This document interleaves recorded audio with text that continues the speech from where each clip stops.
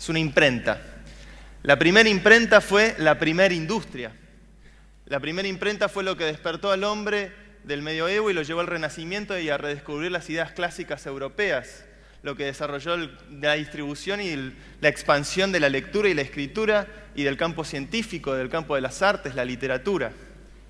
Fue un gran cambio de paradigma que se consolidó a lo largo de 5 siglos. Y hoy, como una nueva generación, tenemos el privilegio de ser testigos de un cambio de paradigma todavía mucho más grande y mucho más transformador, y cuyos cambios están llegando al ritmo considerablemente más acelerado que el de la imprenta. Todos sabemos muy bien cómo estos aparatitos en red transformaron la forma en que trabajamos, la forma en que nos comunicamos, la forma en que nos relacionamos, transformaron todo menos la forma en que se hace política. Y lo que quiero proponerles es que como sociedad estamos en una condición única en la historia para empezar a innovar donde nadie se anima a innovar de verdad. Cuando reviso la historia de la imprenta hay anécdotas que me resultan fascinantes por las coincidencias que tienen con el surgimiento de Internet y lo que viví yo los últimos 15 años. Los primeros en oponerse a la imprenta, los primeros en estar en contra de la imprenta fueron los dramaturgos europeos, porque veían que su obra de teatro que hacían para el Teatro del Pueblo de repente se distribuía por todo el continente y sus derechos como autores no estaban siendo reconocidos. Esto ocurrió en el siglo XV, siglo XVI, muy parecido a lo que ocurrió cuando apareció Internet y la industria discográfica y la industria cinematográfica no entendieron el cambio de paradigma que estaba atravesando. Toda tecnología de la información, cuando aparece, lo primero que cambia es la cultura y después la economía y la política. A la imprenta le llevó 5 siglos consolidarse. Recién hacia el siglo IV se imprimieron 1.000 millones de libros. Siglo IV. Es un proceso mucho más lento. Incluso la distribución de la lectura y la escritura. El siglo XX recién fue el primer siglo que logró masificar el leer y escribir. Todos aprendimos a leer y escribir a los 6 años. Cuando apareció la imprenta, leer y escribir era algo que solamente los más poderosos podían hacer. Algunos monjes en sus monasterios, los escribas, que sabían usar el lápiz, la tinta, el papel, no sabían leer lo que copiaban, eran fotocopiadores humanas. No sabían que podían, simplemente usando la cabeza, despertar su conciencia con el mismo instrumento que usaban todos los días. No les daban ese conocimiento. La imprenta fue la tecnología disruptiva que masificó la lectura y la escritura. Internet está logrando el orden de cambios que a la imprenta le llevó 5 siglos en 5 décadas, desde la primera computadora hasta nuestros días, de 5 siglos a 5 décadas. Entonces el ritmo de cambio, por ahí no estamos biológicamente aptos para percibir semejante caudal de cambio, pero el ritmo de cambio es acelerado y exponencial. Y hoy la computadora que yo tengo en mi bolsillo tiene más capacidad de procesamiento que la computadora de escritorio que yo usaba 5 años atrás. Hay una frase de Lincoln que a mí me gusta mucho que dice que los dogmas del pasado son inadecuados para resolver el tormentoso presente. McLuhan lo ponía de otra manera diciendo que hacer política es resolver los problemas de hoy con las herramientas de ayer. ¿Las herramientas de ayer cuáles son? La forma que encontró la imprenta para instrumentar sistemas es a través del contrato. Todos son contratos. Todo sistema a partir de esa tecnología de la información se hizo a partir de este instrumento. Y si uno compara un contrato con software, se va a dar cuenta que hay algo estructuralmente muy parecido. El contrato tiene términos y cláusulas que operan sobre esos términos. El software tiene variables y funciones que operan sobre esas variables.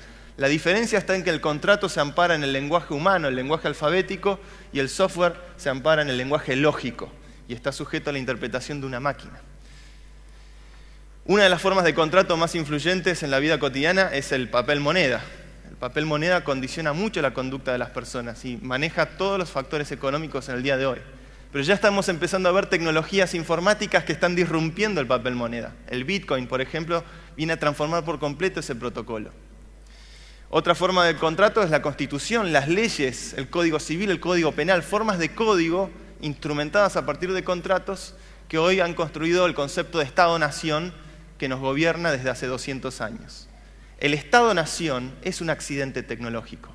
De hecho, el tamaño de los países tiene que ver con la capacidad de control que hay desde la capital hasta las fronteras. Y esa capacidad de control tiene que ver con la capacidad que había de correo y de información en el siglo XIX. No otra cosa. La red es un instrumento global. ¿A qué tal punto se ha viciado el sistema político que incluso en aquellas naciones que fueron las pioneras en los sistemas democráticos modernos, hemos visto a un padre y a un hijo presidentes? Y ese tipo de vinculación sanguínea con el poder, yo me siento como el chico en la fábula de las telas del emperador señalando que eso tiene más que ver con la monarquía que con la democracia que yo anhelo vivir. Y en Argentina no fuimos excepción a ese tipo de vinculación sanguínea en el poder. Incluso si revisamos en los congresos y los parlamentos del mundo, lo que vamos a descubrir es que el 80% de las personas que integran la clase política son abogados. Los abogados son los hackers de ese viejo sistema. Son los que saben manipular sus reglas, su código y hacerse un lugar en el poder. Entonces, la pregunta central que vengo trabajando desde hace un buen tiempo con un grupo increíble de gente es: si Internet es la nueva imprenta, ¿cuál es la nueva democracia? Yo vengo del mundo de las redes, del mundo de Internet, de los sistemas. Tuve Internet a partir de los 12 años en mi secundaria, me salvó del tedio de la educación escolar. Y nací en octubre del 83, viví toda mi vida en democracia. Acá en este ejemplo hay 3 modelos de redes.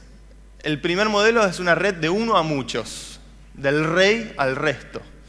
El ejemplo del medio es una red de pocos a muchos, que es el modelo en el que estamos actualmente. El modelo industrial es un modelo de pocos a muchos.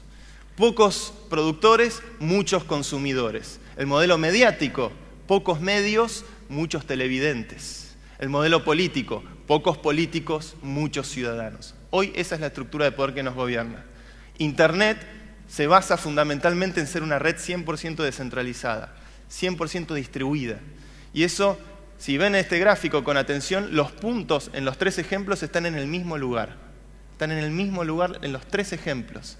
Pero estructuralmente nos damos cuenta que la red distribuida, la red descentralizada, es la estructura más fuerte. Y de hecho Internet nace en la década del 60 con ese modelo, con un modelo 100% descentralizado para resistir la amenaza nuclear que ocurría dentro de ese contexto. Lo que ocurrió es que se abrió una caja de Pandora y hoy está todo el mundo innovando sobre esos protocolos abiertos y libres y generando tecnología de una forma completamente nueva. Lo que quiero recalcar es que cuando hablamos de tecnología veamos siempre la película y no nos quedemos con la foto. Veamos siempre la película. Y la película lo que nos dice es que Internet llegó a 1/3 de la humanidad en 2 décadas. A 1/3 de la humanidad en 2 décadas. Sensiblemente más rápido que la televisión, que la radio y ni que hablar de que la imprenta. El ritmo de adopción de estas tecnologías es exponencial. En Argentina estamos en un orden del 60% de acceso a Internet. Trabajar para anular la brecha digital es fundamental. Anularla, no achicarla, anularla, porque Internet y la red debe ser un derecho. Porque es del derecho de acceder al conocimiento y es el derecho de acceder al mundo. Y probablemente si seguimos con este ritmo de adopción, que tiene que ver con la ley de Moore y un montón de factores que hablan del inmenso caudal de cómputo que aumenta año tras año de forma exponencial, probablemente hacia el final de esta década nos encontremos frente a una sociedad plenamente conectada. Entonces, frente a ese futuro es que me interesa pensar soluciones políticas. Frente a ese contexto y no con las ideas del pasado, sino con algo que se anima realmente a mirar hacia el futuro. El estallido inicial de las nuevas generaciones se dio a partir de la primavera árabe como hito, pero lo hemos visto replicado en todo el mundo. Hemos visto manifestaciones convocadas a partir de redes sociales en Egipto, en Túnez, en Turquía, en Grecia, en España, en Estados Unidos, en Inglaterra, en México, en Brasil y también en Argentina. En muchos países. Por ahí la manifestación arranca con un reclamo de coyuntura de ese lugar, pero después hay un gran común denominador en todas las marchas. Ese común denominador es que hay una gran crisis de representación. El sistema actual no está preparado para atender las demandas ciudadanas de una clase media emergente en todo el mundo, no está preparado para atender la sensación que tiene toda una nueva generación habituada a interactuar en todos los ámbitos de su vida, menos en la política. Es más, votamos una vez cada 2 años. Y quiero decirlo en voz alta, es ridículo votar una vez cada 2 años frente a las tecnologías que tenemos hoy en día. Votar una vez cada 2 años es como elegir una entre 8 o 10 opciones, equivale a el nivel de participación que nos permite el sistema político es de 2 bytes. 2 bytes es un emoticón. Cada 2 años le damos un emoticón al sistema político como input. Nada más.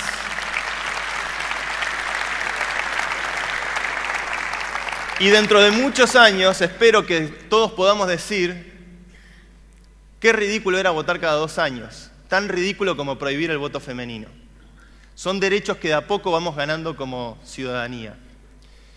Lo que vengo trabajando con un grupo increíble es la posibilidad de plantearnos cómo hackear el sistema. Cómo, usando las reglas de juego que heredamos, que las respetamos y entendemos que son fruto de muchos años de evolución y de muchos debates muy valiosos, respetando esas reglas de juego, cómo incluir y empezar a incorporar un cambio en el sistema político.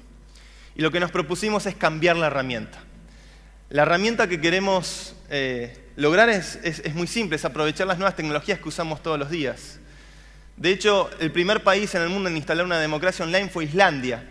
Y cuando hablamos con la gente de Islandia y les preguntamos cómo fue que hicieron en el 2007-2008, había estallado la crisis allá, cómo es que se plantearon instalar una democracia en Reykjavik, nos dijeron, lo primero que hicimos fue estudiar el caso argentino. Vimos la Argentina del 2001.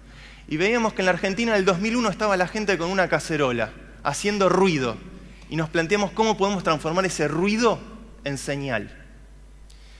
Y a partir de ahí es que entendieron, reemplacemos la cacerola por herramientas que nos permitan conducir esa señal, esa inteligencia colectiva que está en todos nosotros. Lo que se propone el Partido de la Red, que es un partido que fundé con varios pares en la ciudad de Buenos Aires, es presentar legisladores. Vamos a arrancar a ir a nuestra primera elección en octubre y queremos presentar legisladores que se van a comprometer a votar siempre acorde a una plataforma ciudadana donde va a poder participar toda la ciudadanía. Entonces, nuestras opiniones van a empezar a ser vinculantes y al ser vinculantes vamos a empezar a ser más responsables y pasar de ser una sociedad politizada a ser una sociedad con cultura política. Y al mismo tiempo vamos a empezar a construir a partir de la inteligencia colectiva, que es uno de los grandes beneficios que traen las redes en nuestra vida. Empezamos el proceso de construir el partido político y juntamos más de 4.000 firmas que exige la ley en la ciudad de Buenos Aires en 4 meses. Fuimos el partido político que más rápido en la historia juntó las firmas necesarias, en 4 meses. Sabemos que las redes sociales hoy están generando agitación.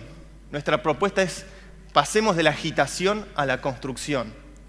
Y creo que eso se ve fundamentalmente en las nuevas generaciones. Cuando se habla de los jóvenes en la política, yo sospecho mucho que la juventud sea una juventud que anhela ocupar un lugar en la burocracia de turno, cuando se habla de los jóvenes en la política. Para mí los jóvenes en la política son los pibes que están allá afuera haciendo cosas, emprendiendo, programando, hackeando. Estos son varios de los hackers que trabajan conmigo haciendo el software del Partido de la Red. Estamos probando, estamos al mismo tiempo que armamos un partido político, estamos armando una de las aplicaciones de software libre más ambiciosas del mundo, porque estamos planteando un nuevo sistema para que toda la ciudadanía pueda participar, generar escala y que podamos usar la inteligencia colectiva al servicio de todos. Como todo partido político, hacemos asados cada tanto y fundamentalmente queremos proponerles esto. Discutamos ideas y no personas. Discutamos ideas y no personas. Y no queremos que se vayan todos, queremos entrar todos, porque hoy podemos. Que despierte la red.